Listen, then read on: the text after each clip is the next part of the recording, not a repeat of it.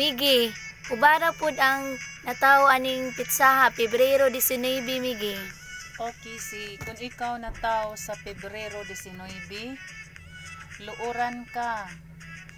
Unya, gusto nimo nga ug mangayo kasi mong mga ginikanan na adayon. Ug ikaw pinangga kasi mong ginikanan ug mga igsuon. Mao na nga palabihon lang kanila.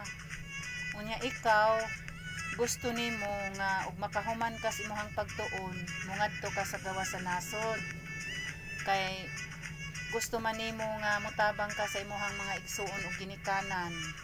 Kay naa man kay dakong planos kinabuhi nga ug makatrabaho ka, magnegosyo ka. Pero ikaw maayo kas negosyo ug imong himuon jud. Ug maayo pud ka sa trabaho, usahay pud. Ug di ka ganahan mo trabaho, magtinapol ka.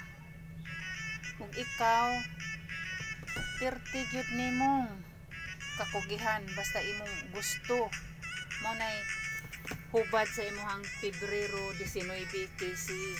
Oh, mga tao nga natawa aning pitsaha Pebrero 19, please go watch, like, share, and subscribe this video. Salamat!